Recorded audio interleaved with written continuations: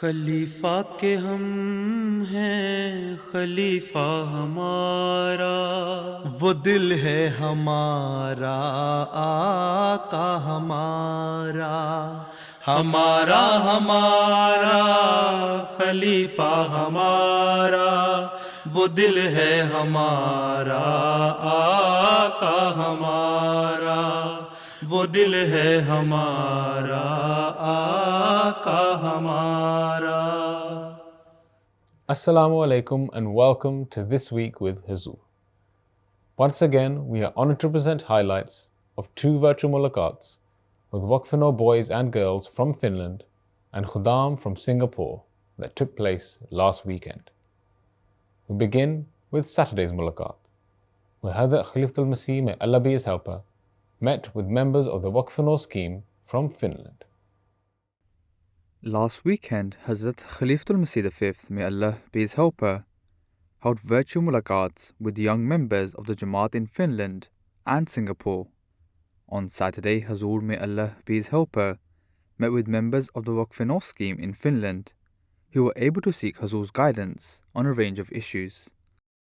السلام علیکم ورحمۃ اللہ وبرکاتہ۔ پیارے حضور، میرا سوال یہ ہے کہ ایسے واقفین نو جو پڑھائی چھوڑ دیتے ہیں یا پڑھائی مکمل کرنے کے بعد اپنے کاموں میں مصروف ہو جاتے ہیں اور وقف کے حوالے سے جماعت کو بتاتے ہی نہیں، پیارے حضور ایسے واقفین کے لیے آپ کیا نصیحت فرمائیں گے؟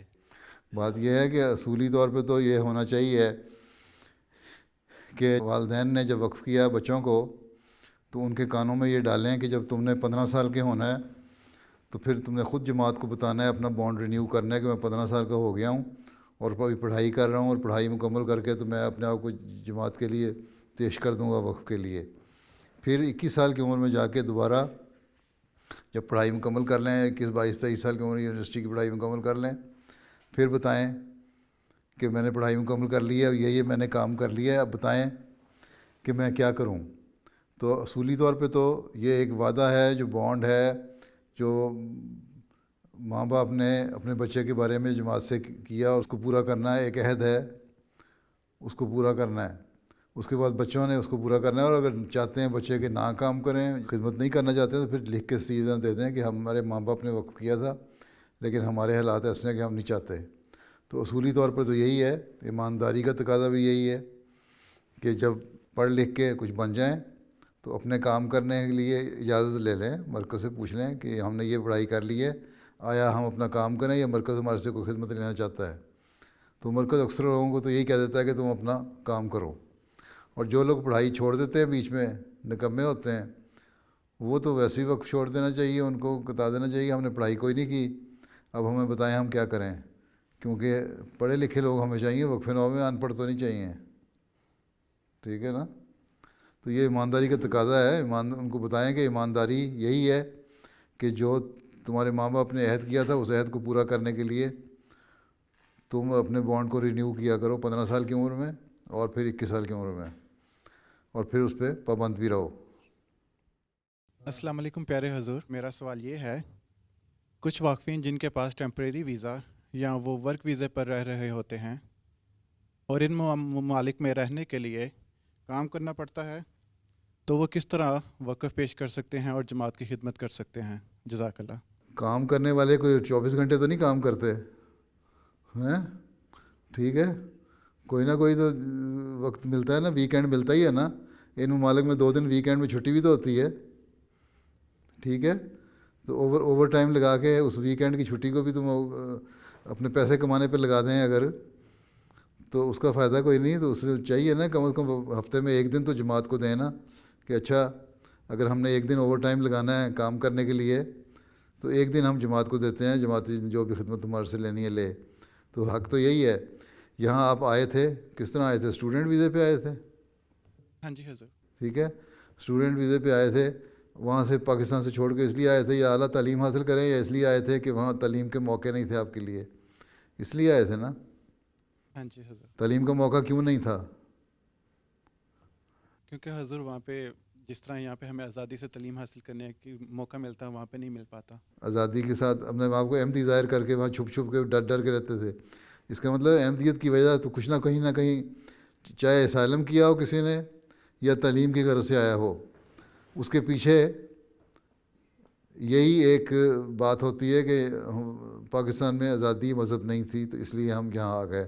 ٹھیک ہے, تو پھر جس مذہب کے نام پہ آئے تھے اس کا بھی تو حق ادا کریں. ہفتے میں 7 دن میں 1 دن تو دے دیا کریں نا اس کو. جی حضور. ٹھیک ہے, جی حضور. ایمانداری کا اور اچھے اخلاق کا تقاضا تو یہی ہے. باقی مرضی ہے آپ کی, جو مرضی کریں. جی حضور. ٹھیک ہے, ٹھیک, بیٹھ جاؤ. پیارے حضور السلام علیکم ورحمۃ اللہ وبرکاتہ. وعلیکم السلام. میرا سوال ہے کہ کچھ لوگ کہتے ہیں کہ ہم صرف صاف بات کرتے ہیں چاہے کسی کو بری لگے یا نہیں, اور کئی دفعہ ایسی بات کہہ دیتے ہیں جس سے دوسرے کو بہت تکلیف ہوتی ہے. حضور کیا یہ طریقہ درست ہے؟ بات یہ ہے کہ صاف بات کہنا تو یہ تو کوئی کمال نہیں ہے. جو عرب کے بدو تھے وہ بھی صاف بات کرتے تھے. ان کو کیا کہتے ہیں ہم؟ بدو کہتے ہیں نا. ٹھیک ہے, ان کو کوئی پڑھا لکھا تو نہیں کہتے. ٹھیک ہے, سمجھ آئی؟ وہ بدو جو حضرت عمر کا کپڑا آ کے کھینچ لیتا تھا اس کو یہ تو نہیں کہتے بڑا عظیم صحابی ہے وہ. اس کو یہ کہتے تھے جاہل اور پاگل آدمی ہے جس نے اس طرح حرکت کی ہے. یہ تو حضرت عمر کا حوصلہ ہے یا نیک لوگوں کا حوصلہ ہے کہ اس قسم کی حرکتیں برداشت کر لیتے ہیں. یہاں حضرت صلی اللہ علیہ وسلم کے گلے میں چادر ڈال کے کھینچنے لگ گیا تو یہ کوئی عقل والی بات کی تھی؟ اس نے پاگل والی بات ہی کی تھی نا. لیکن حضرت صلی اللہ علیہ وسلم نے برداشت کیا. تو وہ اس لیے کہ وہ جاہل اور جہالت والی بات ہے, اور جاہلوں کی باتوں کو برداشت کر لینا چاہیے. ٹھیک ہے, باقی جہاں تک ان کا سوال ہے ان میں وہ عقل ہی نہیں کہ وہ صحیح طرح بات کر سکتے. کسی بڑے آدمی سے عزت سے بات کریں, عزت سے اس کی بات کا جواب دیں, اس کی بات کو سمجھنے کی کوشش کریں. اور اگر سمجھانے کے لیے کرتے ہیں, کوئی بڑا اپنے آپ کو سمجھتا ہے اور چھوٹے کو سمجھاتا ہے, تب بھی اعلیٰ اخلاق یہی ہیں کہ سمجھانے کی اگر نیت ہے تو پھر نیک نیتی سے سمجھانا چاہیے. پھر ایسے موقع پہ سمجھاؤ جہاں اگلے کو سمجھ آئے, نہ کہ وہ ریئیکٹ کرے. اب بعض نوجوانوں کو بعض بڑے اپنی طرف سے بڑا کھل کے مجلس میں کہتے ہیں وہ تو بھیڑیا تمہیں کی کیتا ہے, فلاں کی کیتا ہے. پنجابی میں تمہارے لوگوں کو کہتے رہتے ہیں نا یہاں, یا تم نے یہ کیوں کیا, فلاں کیا, تم نے بڑی فضول باتیں کرتے ہو, تم لوگ یہ کیوں کر رہے ہو. ڈانٹ دیا کسی بات پہ بھی تو اس کا اس نوجوان پہ برا اثر ہی پڑتا ہے. وہ کہتا ہے مجھے شرمندہ کیا لوگوں کے سامنے, میں نہیں مانتا اس کی بات. اچھا اگر کسی عہدے دار نے کیا تو میں مسجد میں ہی نہیں آتا. تو یہ تو دور بھگانے والی باتیں ہیں, جہالت کی باتیں ہیں. اس لیے ہمیشہ اگر سمجھانا بھی ہے تو نیک نیتی سے سمجھانا چاہیے. جس طرح اپنے بچوں کو انسان سمجھاتا ہے نا علیحدگی میں جا کے, بچہ یہ بری بات کی ہے. اللہ ماشاء اللہ لوگ عموماً اپنے بچوں کا لحاظ رکھتے ہیں. بعض لوگ ایسے بھی ہوتے ہیں جو بچوں کو بھی جھاڑ دیتے ہیں لوگوں کے سامنے, اپنے بچوں کو بھی. لیکن اپنے بچوں کے ساتھ اور ٹریٹمنٹ ہوتی ہے, دوسروں کے ساتھ اور, وہ غلط ہے. اگر کسی نوجوان کو سمجھانا ہے کسی بڑے نے, اس کو بھی چاہیے کہ اس کی عزت نفس کا خیال رکھتے ہوئے اس کو سمجھائے.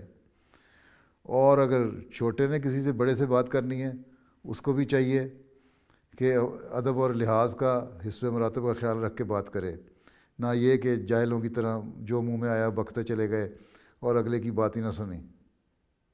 ٹھیک ہے, تسلی ہو گئی؟ آن نے فرمایا اچھے اخلاق بنیادی چیز ہے.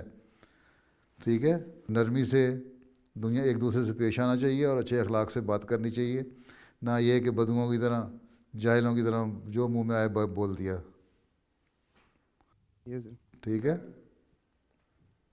حضور اب لجنہ کی طرف سے کچھ سوالات ہیں.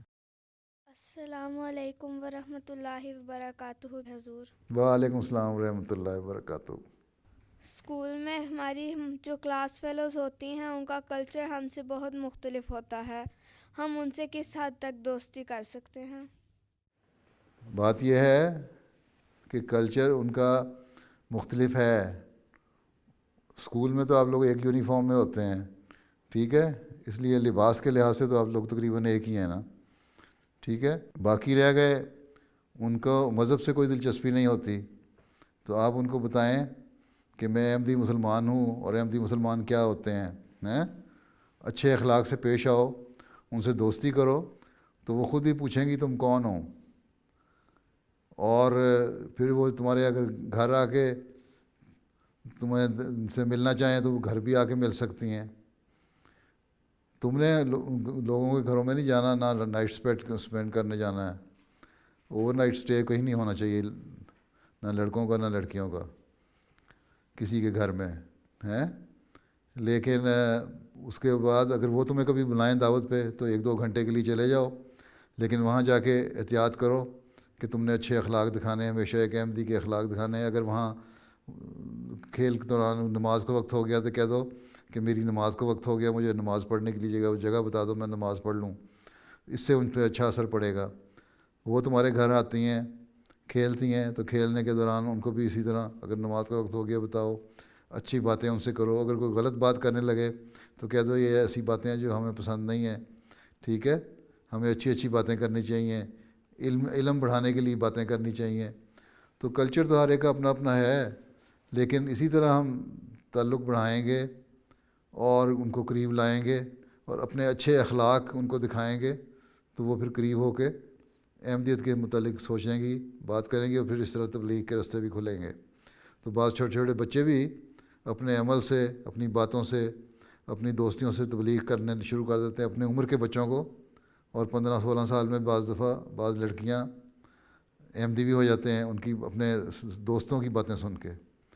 اس لیے صرف اس بات سے دور ہٹ جانا کہ جن کا کلچر اور ہے، ان کا کلچر اور ہے، آپ اس ملک میں رہ رہے ہیں تو بعض باتیں تو ان کی اچھی ہیں، ان کو اپنانے میں کوئی حرج نہیں ہے، لیکن جو ان کی غلط باتیں ہیں ان کو بالکل اختیار نہیں کرنا، ٹھیک ہے؟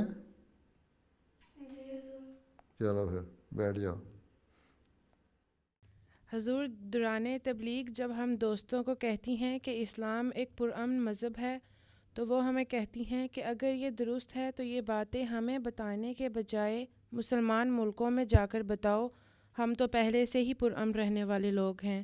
حضور اس بارے میں ہماری رہنمائی فرما دیں۔ بات تو ٹھیک کہتی ہیں،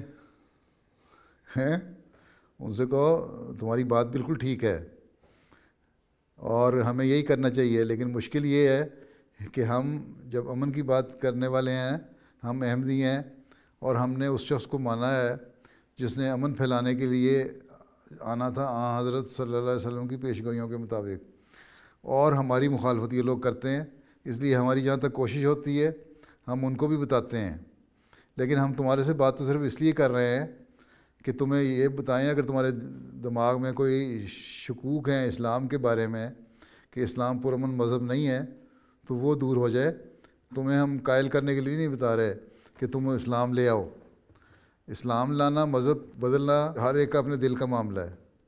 آپ لوگوں کے اچھے اخلاق ہوں گے تو وہ لوگ خود ہی قریب آئیں گے آپ لوگوں کے۔ ہاں، ان کو کہیں ہم تو صرف تمہیں یہ بتانا چاہتے ہیں کہ تمہارے دل میں کیونکہ شکوک ہیں اسلام کے بارے میں، تم لوگ سمجھتے ہو کہ اسلام بڑا برا مذہب ہے اور شدت پسند مذہب ہے اور ظلم کرنے والا مذہب ہے، تو اس لیے ہم بات کر رہے ہیں کہ اسلام کی اصل تعلیم یہ نہیں ہے۔ اس کے علاوہ ہمارا کوئی مقصد نہیں کہ تمہیں ہم ضرور کہیں کہ تم مسلمان ہو جاؤ، نہ اس طرح مسلمان ہونے کے لیے کہنا چاہیے کسی کو۔ جب آپ مستقل باتیں کریں گی اور آپ کے عمل وہ دیکھیں گی، آپ کے قریب آئیں گی، آپ کے دوست بنیں گی، تو خود ہی جس کے دل کو اللہ تعالیٰ نے پھیرنا ہوگا اسلام اور احمدیت کی طرف، وہ اللہ تعالیٰ خود ہی پھیر دے گا۔ آپ براہ راست کہیں گے نا دیکھو اسلام پرامن مذہب ہے اس لیے تم قبول کر لو، تو وہ کہے گا جاؤ پہلے اپنے آپ کو ٹھیک کرو، مجھے کیا سمجھا رہی ہو، ٹھیک ہے؟ جی حضور، جی جزاک اللہ۔ میرا سوال ہے کہ جب کالج میں میری کچھ سہیلیوں سے اللہ تعالیٰ کے متعلق بات ہوتی ہے تو وہ مجھ سے پوچھتی ہیں کہ جب ہمارے پاس ایک اچھا ملک ہے، پرامن ملک ہے، ایک اچھا گھر بار بھی ہے، تو اگر ہم اللہ تعالیٰ کو مان لیں گے تو ہمیں مزید کیا حاصل ہوگا؟ پیارے حضور اس بارے میں ہماری رہنمائی فرما دیں۔ اس سے کہنا کہ یہ دنیا جو ہے ختم ہو جائے گی، یہاں سے انسان جائے گا۔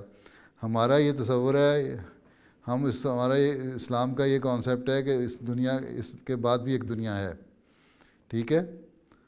اللہ تعالیٰ کو ہم مان لیں گے تو اللہ تعالیٰ کا حق ادا کریں گے تو اللہ تعالیٰ خوش ہوتا ہے اس بات پہ، اور ہمیں مرنے کے بعد دی ریوارڈ ہے اس کا۔ اور یہ دنیا تو عارضی ہے، مستقل دنیا ہے اس کے بعد بھی، ٹھیک ہے؟ تو اگر تم اللہ کو مانو تو وہ جو مستقل جو دنیا ہے مرنے کے بعد کی، اس میں اللہ تعالیٰ نوازتا ہے۔ اور ہاں، اس دنیا میں جو اللہ تعالیٰ کو ماننے والے ہیں اور اللہ تعالیٰ کا حق ادا کرنے والے ہیں اور اس کی عبادت کرنے والے ہیں، ان سے بعض دفعہ ایسا سلوک بھی کر دیتا ہے کہ بعض ایسی باتیں ہو جاتی ہیں جو انسان ایکسپیکٹ نہیں کر رہا ہوتا کہ وہ ہوں گی۔ اللہ تعالیٰ کا ان کا اس دنیا میں بھی سلوک مختلف ہوتا ہے دوسروں سے جو دہریہ ہے یا اللہ کو نہیں مانتے. ہم تو اس لیے اللہ تعالیٰ کو مانتے ہیں کہ ہمارا یہ ایمان ہے کہ یہ دنیا صرف دنیا نہیں ہے، بلکہ اس دنیا کے بعد ایک اور دنیا ہے جس میں مرنے کے بعد انسان جائے گا. اور یہی سارے مذہب نے پیش کیا. اور یہ جب ہوتا ہے تو پھر ہم نیک کام بھی کرتے ہیں. اسے کہو یہ تم مان لیا سب کچھ ہے، دنیا بھی تمہیں مل گئی اور تمہیں آسانیاں بھی مل گئیں، اچھا گھر بھی مل گیا، لیکن اس میں باوجود اس میں بہت ساری ایسی برائیاں آ گئی ہیں جو اخلاقی طور پہ اچھی نہیں ہیں. تم ان کو سمجھتے ہو یہ کوئی چیز نہیں ہے، لیکن ہم سمجھتے ہیں کہ یہ اخلاقی برائیاں ہیں. آج کل جو مثلاً بہت ساری موومنٹیں چل گئی ہیں، اس قسم کی باتیں پیدا ہونے لگ گئی ہیں، تو وہ ساری باتیں جو ہیں اس سے کہو یہ ایسی باتیں ہیں جس کو ہم سمجھتے ہیں کہ اچھے اخلاق میں شامل نہیں ہیں.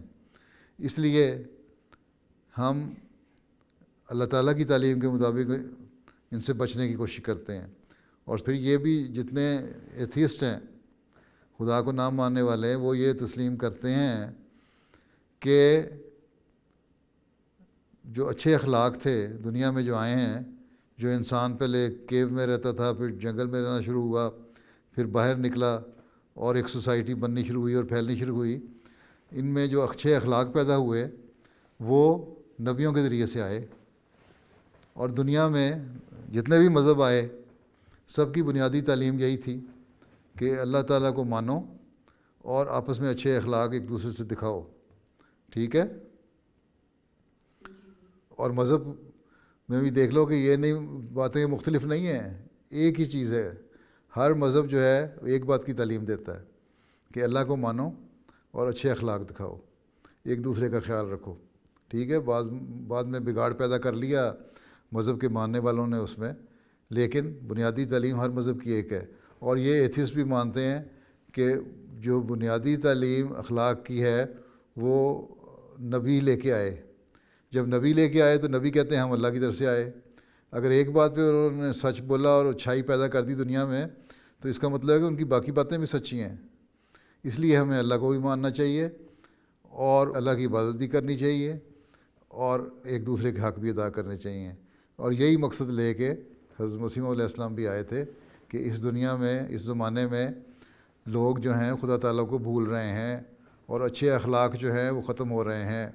اس لیے میں آیا ہوں تاکہ لوگوں کو اللہ تعالیٰ کے قریب کروں، ان کو اللہ تعالیٰ کا حق ادا کرنے والا بناؤں اور ایک دوسرے کا انسان کا بھی حق ادا کرنے والا بنے، تاکہ اس کو اللہ تعالیٰ کی طرف سے یہاں اس دنیا میں بھی ریوارڈ ملے اور امن سے اور محبت اور پیار سے رہے، اور مرنے کے بعد کی زندگی میں بھی اللہ تعالیٰ اس کو جزا دے اور انعام دے. اس لیے ہم مانتے ہیں اللہ کو. ٹھیک ہے؟ جی حضور جزاک اللہ. السلام علیکم ورحمۃ اللہ وبرکاتہ. حضور کیا آپ اپنی یونیورسٹی لائف کا کوئی واقعہ سنا سکتے ہیں؟ کیا سناؤں؟ مجھے تو کوئی یاد نہیں. ہاں، جو 74 کا فساد ہوئے ہیں اس وقت ہمارے سامان جلا دیے تھے. ہمارے کمرے کا سامان نکال کے باہر جلا دیا تھا. ہم جب گئے تھے ہمیں یونیورسٹی آنے سے منع کر دیا تھا اور ہمارے 1-2 لڑکوں کو پکڑ کے مارا بھی تھا. تو ایک ٹرم ہماری یونیورسٹی کی ضائع بھی ہو گئی اس وجہ سے. اور بس یہ ظلم ہوتے تھے. باقی ہم اکٹھے رہتے تھے ایم ڈی لڑکے اور بڑا اچھا ماحول تھا. نمازیں ہم اکٹھے پڑھا کرتے تھے اور مل جل کے رہتے تھے دوستوں کی طرح. ٹھیک ہے؟ چلو دعا کی درخواست. اچھا، اللہ حافظ ہو. السلام علیکم. اچھا، اللہ حافظ و ناصر ہو. السلام علیکم. وعلیکم السلام ورحمۃ اللہ وبرکاتہ. The following day, members of Majlis Khuddam al-Ahmadiyya in Singapore had the opportunity to meet Huzoor, and they also had the chance to ask questions. I always pray that you're in good health. My question is, what is one piece of advice you have for the younger Khuddam here in Singapore in terms of faith and spirituality? Once somebody asked Hazrat Masih Maud alayhi salatu wasalam that give me an advice in one sentence. He said that fear Allah and do everything. If you have a fear of Allah, then you will not go astray. You cannot do bad things. You will always obey His commandments. You will always discharge your rights towards Allah Ta'ala and the rights you owe to your fellow beings. So, if you have a fear of Allah, then you can do all the good deeds. And always remember that Allah is watching over us wherever we are. Assalamualaikum warahmatullahi wabarakatuh. Yamirul Muminin. I hope you are well and happy. And I hope you remember If you are me happy, as well. I am happy. Okay. It's very important, Huzur happy. My question is, Huzur, with regards to Huzur answer given during a Mulakat session with Canadian Kudam, where Huzur referred to those who did not take up vaccine as totally ignorant and they shouldn't be in the office holder. So I was one of those who actually did not want to take up the vaccine initially. However, as soon as I heard this particular message from Huzur, I immediately went to take the vaccine. So my question is, Huzur, why did Huzur say that we are totally ignorant? What is it that we are unaware of? Can Huzur please elaborate? Jazakallah. The thing is that there is a hadith of the Holy Prophet ﷺ that whatever you like for yourself, you like for others. Right? So, because I did it, I asked the other people that it is more beneficial for you to have vaccine than not to have. Right? This is why I asked. In my view, if you don't take vaccine, you are not only exposing yourself to this disease, but also the source of spreading the disease to the others. So this is why, for the sake of others, we should get ourselves vaccinated with this COVID vaccine. And as far as my knowledge is concerned, I discussed it with so many scientists and doctors. Most of them, they say and they prove it, that the results are quite promising. We cannot say that 100% of the people will be cured and will be saved from the disease. No. But quite a good percentage of them has better results even if they had this disease. It was not fatal. So this is why, in my view, it is better that Ahmadis should take this vaccine. But even I cannot force you. I did not say that all office bearers who have not taken a vaccine should be removed from their offices. It was my passing remark that they should not remain in the office. So that means they themselves should be careful that how important I consider this vaccine, right? Otherwise, I do not say you don't have the wisdom. You might be quite wise person. You are a religious person. You know about religion. In that regard, you are not ignorant. But with regards to this vaccine or the remedy of this disease, you are ignorant. I do not say you are ignorant in every respect. No, I did not mean that. Okay? Okay. Right. Dear Huzur, I have a short question. How can a Muslim free their heart from hate? Jazakumullah. You see, we are the followers of the Prophet, who is the last of the prophets, and whose heart was free of all such type of evils and bad things and hatred. Even Hazrat Masih Maud Islam has come in this age as a subordinate prophet of the Holy Prophet ﷺ. And he said, I have come in this age to bring mankind closer to their Creator, and secondly, to make them realize their duties towards their fellow beings. So he says that he cannot discharge these duties until and unless our hearts are pure. And there should not be any enmity, animosity, jealousy in our hearts. And if that be the case, then we can discharge our duties towards each other. Right? For that even, yes, you are right, this target we cannot achieve on our own. We have to seek Allah's help, right, for this. And for that you pray to Allah Ta'ala in your 5-time daily prayers. Allah Ta'ala purifies your heart and remove all the hatred from your heart for any person, right? And then this is why Hazrat Masih Maud Islam says that try to achieve this habit of forgiveness, right? And there should not be any hatred in your heart for any person.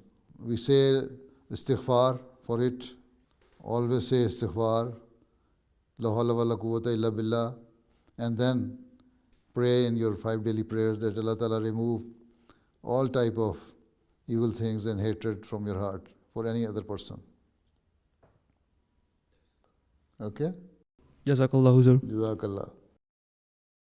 My question is, the fatwa against Ahmadiyya is still present online on the Muslim Authority of Singapore's website. What do you think should be the best course of action? You see, they say you are not Muslims. But if you are a true Muslim, you can tell your fellow friends that we are true Muslims because we believe in the one and omnipotent God. We believe in the finality of the prophethood of the Holy Prophet Sallallahu Alaihi Wasallam. Right? He is the final of the prophets. He is the last of the prophets. We believe in Khatm Nubuwwat. Right? But our definition is different.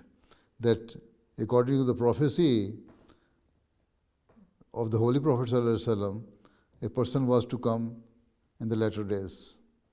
And we believe that that person has come in the person of Mirza Ghulam Ahmad of Qadian, who is the Masih Maud and Mahdi Maud.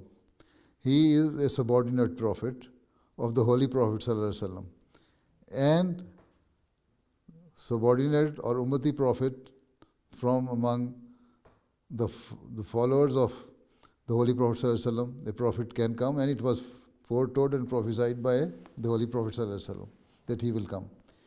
Even in the Holy Quran it is said that in the latter days a prophet will come. So we believe that that person has come, and his status is of Masih Maud and Imam Mahdi, and he has been named prophet by the Holy Prophet Sallallahu Alaihi Wasallam in one of his traditions, one of his hadiths 4 times. So it does not break the seal of the prophet, because he is the true follower of the Holy Prophet of Islam Sallallahu Alaihi Wasallam.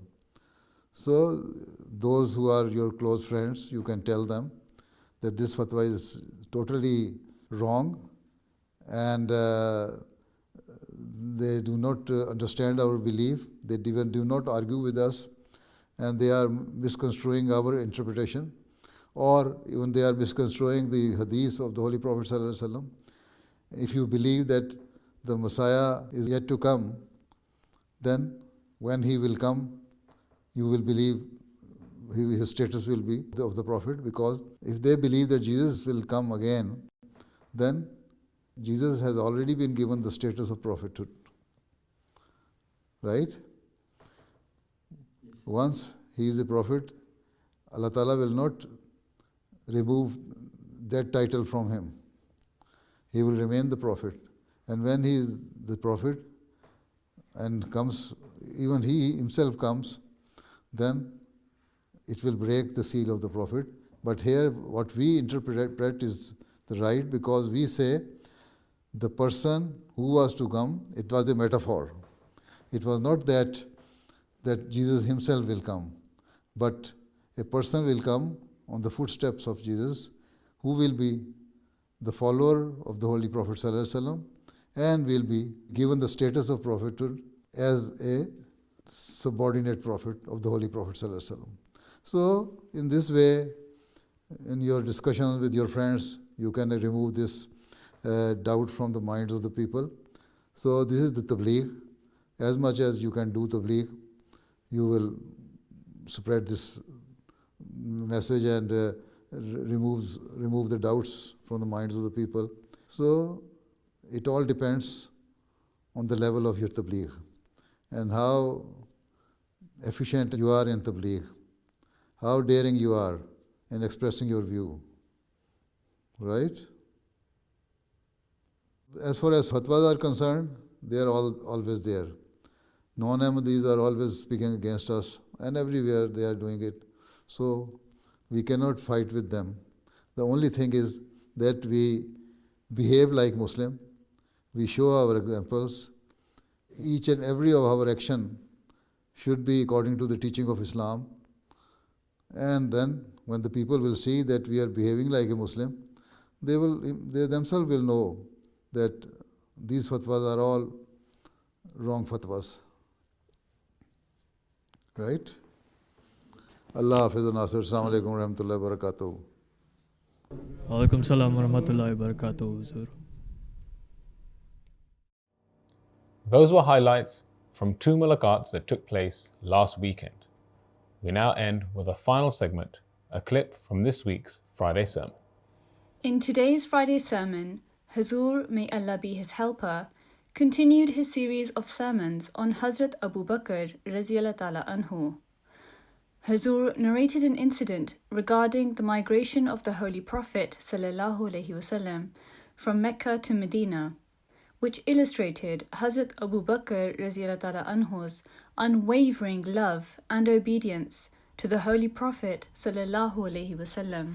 ہجرت کی اجازت ملنے پر حضرت صلی اللہ علیہ وسلم پوری احتیاط کے ساتھ حضرت ابو بکر گھر عین دوپہر کے وقت یعنی اس وقت تشریف لے گئے کہ جس وقت میں مکے کے باشندے عموماً اپنے گھروں میں ہی رہتے ہیں اور ایک دوسرے کی طرف آنا جانا نہیں ہوتا.